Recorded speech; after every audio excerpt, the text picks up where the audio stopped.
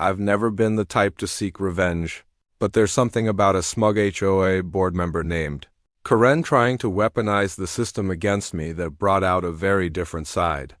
It all started when I returned to the lakeside property. My late grandfather left me in northern Georgia, an old log cabin nestled deep in the pine woods, facing a crystal-clear lake with a private dock jutting out into the water. The land had been in our family for generations, long before the subdivision. Popped up a mile away with its manicured lawns, matching mailboxes, and passive-aggressive HOA newsletters. I had no beef with them until they decided I was the problem.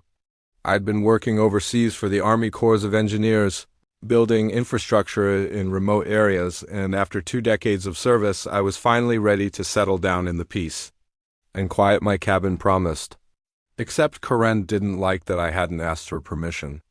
The trouble started innocently enough. I pulled up in my old truck, covered in red Georgia clay and hauling supplies, only to find a notice of violation nailed to my gate.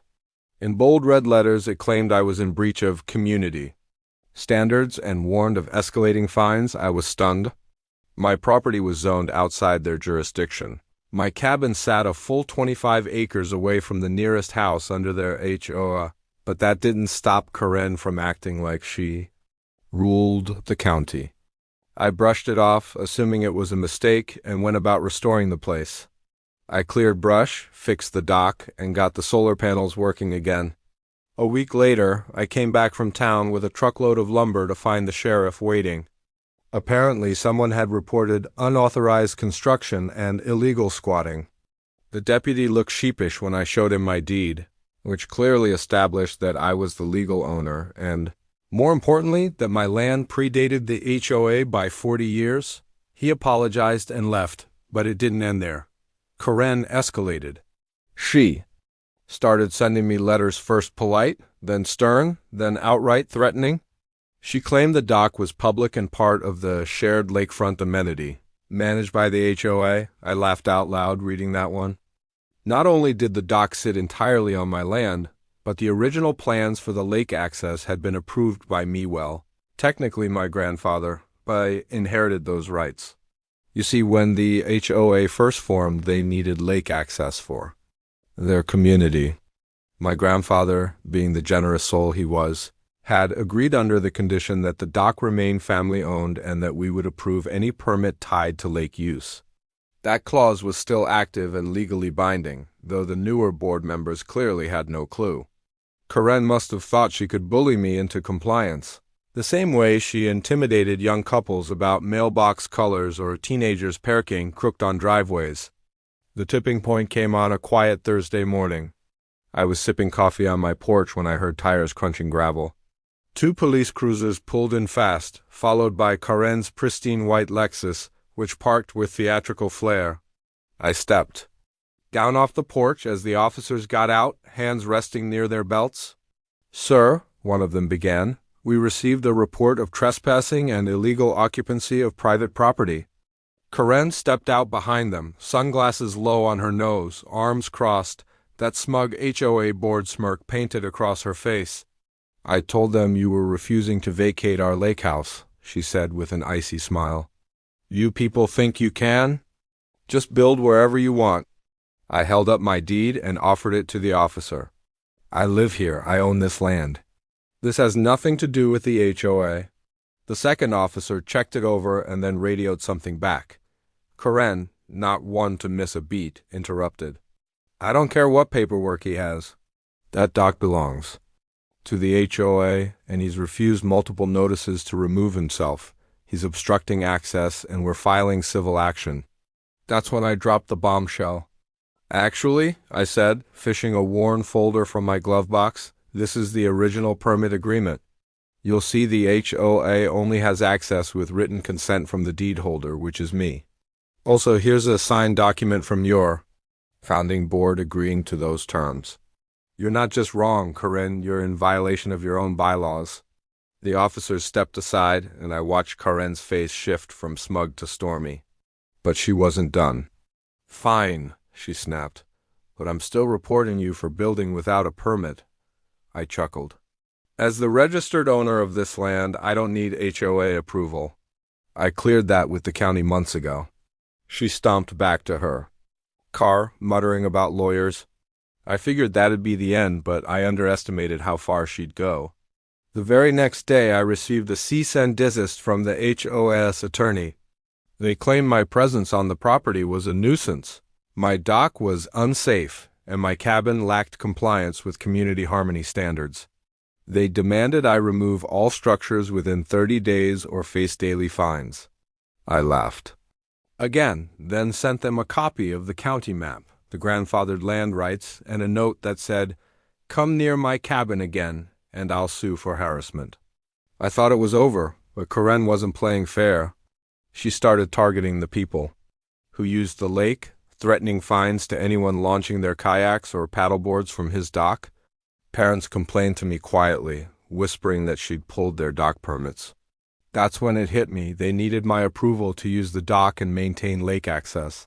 Without it, their homes would technically violate zoning conditions set forth in the original subdivision plan. I hadn't thought much of it, but now, with Karen weaponizing her HOA powers, I decided to revisit the contract. I called my lawyer. We combed through the dusty legal agreements, and sure enough it was clear as day. All HOA-approved lake access must be validated annually by the private dock owner, a clause put in place to protect the family's control over the lakefront. I had the power not just to revoke access, but to revoke permits tied to their property values. If I denied them, they'd have to reapply with the county individually, a process that could take months and destroy resale value. And guess what? Karen hadn't filed for reapproval in 2 years. I called a quiet meeting with the county zoning office. We went over everything, and they agreed Karen's HOA had been out of compliance since she took over. One submitted my formal withdrawal of dock access approvals. A week later, every homeowner in the subdivision received a notice. Lake access temporarily suspended pending permit reevaluation. I posted a sign on the dock, "Private property, nitrogen monoxide trespassing, HOA." Permits revoked, chaos erupted, Karen's phone blew up. Homeowners were livid. They couldn't launch boats, couldn't fish, couldn't even walk near the shoreline without risking trespassing. And every single one of them blamed Karen. I wasn't done yet. With my lawyer's help, I filed a complaint with the county about HOA mismanagement, citing their harassment, false claims to ownership, and Karen's reckless legal threats. We also alerted the state's Department of Consumer Affairs, who opened an investigation into the HOA's behavior and misuse of funds. Turns out Karen had diverted HOA funds into a beautification project that just happened to involve her front yard landscaping. A forensic audit followed. Then the real hammer fell. The HOA needed dock access to legally meet zoning requirements. Without it, every single property in the subdivision faced violation status and could not be refinanced or sold until resolved. The board panicked. Homeowners started showing up at my gate, apologizing profusely, begging me to reinstate access. I said I'd consider it if Karen resigned, but Karen, she doubled down, called a meeting and insisted I was bluffing. She told them not to worry, that her lawyer had everything under control. That was the same week she received a certified letter from my attorney demanding a retraction of all prior harassment attempts or face a defamation lawsuit. But the final straw wasn't legal, it was practical. One of the homeowners, an older gentleman named Mr. Thompson, had planned to sell his house to move closer to his daughter. His sale fell through because the property lacked legal lake access and the buyer pulled out. Thompson stood up at the next HOA meeting and publicly demanded Karen's resignation. Others followed. The vote wasn't even close. Karen was ousted from the board, disgraced, and suddenly very quiet. The new board came to me humbly, asking how they could fix things. I gave them 3 conditions. First, a written apology from the HOA acknowledging their harassment. Second, a revised permit agreement affirming my control over dock access. And third, Karen was never to hold a board seat again. They agreed. As of last week, the dock is open again, but now with a keypad lock. Only homes that follow the rules and treat me with respect get the code. Karen moved out a month later. Rumor has it she tried to sue the HOA for not backing her up, but no lawyer would take her case.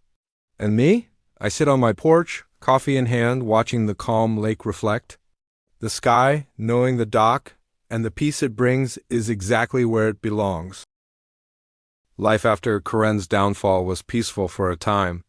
The lake sparkled, birds returned to nest near the cattails, and the scent of pine and moss drifted over the water like an old lullaby. For the first time in years, my grandfather's cabin felt like home again. But peace is a fragile thing when power-hungry people get embarrassed. I should have expected Karen wouldn't stay quiet forever. Though she had been stripped of her HOA title, she didn't leave the area like I had hoped. Instead, she dug in her heels, moving in with her sister who lived just outside the HOA boundary, close enough to keep a bitter eye on the neighborhood, but far enough that the board couldn't stop her from stirring up trouble as a concerned citizen. She started a blog, of all things, protectourlake.net. It was full of twisted half-truths about dock monopolies and land barons who exploit public resources. She never mentioned my name directly, but the implications were loud and clear. I ignored it at first until one of her rants accused me of blocking first responder access and endangering local children by denying safety inspections. That crossed a line. I fired off a cease and desist, and again my attorney got involved. The blog disappeared overnight. Karen went radio silent again. But the damage was done. Whispers resurfaced, and neighbors, already worn thin from the drama, grew cautious around me. I decided it was time to formalize my role. I applied to become the official lakefront zoning liaison, a minor volunteer post that gave me formal communication lines with both the county and community regarding dock permits, lake health, and shoreline preservation. The position had been empty for years, but thanks to my military background and existing land agreements, the county appointed me without hesitation. Now, I wasn't just the owner of the dock, I was the gatekeeper of everything related to the lake. Permits flowed through my inbox. I reviewed each one carefully, fairly. Most neighbors were grateful. After all, I didn't play favorites, just enforce the rules. But Karen, she saw it as tyranny. That's when she went for round 2. I came home one morning to find a film crew at the edge of the woods. Not a big network, more like one of those shady, independent watchdog channels on YouTube that manufacture controversy. A guy with a goatee and sunglasses was narrating loudly to the camera. Behind me stands a militarized compound where one man has locked away public access to this lake. I nearly spit out my coffee. I approached calmly, introduced myself, and asked if they had permission to film on private land. They didn't. I politely asked them to leave. They didn't. I called the sheriff. They left, but again, the video went up. Karen's voice was in it off camera, of course, talking about a man who used his military connections to bully civilians. This time, the defamation was blatant. I could have sued again, but something in me shifted. I was tired of playing defense. It was time for Karen to understand once and for all that the days of HOA intimidation were over. I reached out to a friend of mine who worked in environmental law. Together, we launched an initiative to formally recognize the lakefront as a private conservation easement-protected land that couldn't be altered without approval from the easement holder, me. We filed the paperwork, secured the surveyors, and made it official. Now, not only did I control dock access, I controlled how the shoreline could be used. No construction, no chemical treatments, no unapproved landscaping. I wasn't being petty. I was preserving the lake and protecting myself. Naturally, Karen found out, and naturally she lost her mind. She accused me of creating fake government documents. She tried to report me to the county zoning board. They laughed and pointed her to the easement paperwork, which she clearly hadn't read. But she didn't stop there. Her next move? A surprise community cleanup day staged right at the edge of my land. She showed up with a dozen volunteers and garbage bags, claiming she was restoring access for local children. She had even put up flyers at the nearby market. I caught them about 20 feet onto my property line, hauling brush and trying to clear a trail down to the dock. When I arrived, she had the nerve to wave. Don't worry, she said. We're just clearing invasive plants. You should be thanking us, I told her to leave. She refused. I called the sheriff again. This time, things escalated. When the deputies arrived, Karen spun a tale about public access rights, decades-old use patterns, and the community's moral claim to the shoreline. The officer listened patiently, then turned to me. Sir, do you wish to press charges for trespassing? I paused, and Karen smirked like she thought I wouldn't do it. I said yes. She and her volunteers were cited. No arrests, but the point was made. Karen screamed that she would take this to the governor. I said, do that. I'll fax the easement map for you. After that, she finally retreated for good this time, but her actions had caused enough friction that I knew I couldn't just go back to quiet mornings and lake breezes. So I leaned in. I hosted a community forum at the public library. No HOA politics, no vendettas, just facts, what the easement meant, how to apply for dock use, and how to keep the lake safe and clean. Over 40 people showed up. Some I recognized, others I didn't. I laid everything out transparently. Then I answered every question, even the hard ones. I didn't demand apologies, but I received several. People wanted peace as much as I did. One elderly couple admitted they had been afraid to speak up during Karen's reign, fearing fines or social backlash. Another woman said she'd been quietly watching, and once she saw how I handled the YouTube smear campaign, she knew Karen had gone too far. The forum changed everything. A few weeks later, I was asked to join the county's Lakes and Wetlands Advisory Board. I accepted. And just like that, the man Karen tried to erase became the very person approving or denying every single lakeside development plan in the county. Oh, how the tables turn. 1 year later, Karen was a ghost story told in whispers among newer residents. Her blog domain was up for sale. Her sister had moved to Florida. The HOA, now under level-headed leadership, worked with me instead of against me. Together, we launched a Respect the Lake initiative, installed new wildlife-friendly lighting at the shore, and hosted kayaking events for veterans. My cabin became the unofficial meeting spot, the dock a symbol of what the lake had always meant: peace, respect, and legacy. And yet, every now and then, I'd find a tire track near the trail or see binocular glinting through the trees. Karen may have been gone, but people like her never fully disappear. That's why I kept everything documented, every permit, every photograph, every signed easement. Because sometimes revenge isn't about screaming louder. Sometimes it's about building stronger, anchoring deeper. And when the storm comes, because it always does, you don't run. You let the wind come and you stay rooted in truth. Just like the dock, just like me. So the next time someone tells you they were harassed by an HOA tyrant named Karen, smile.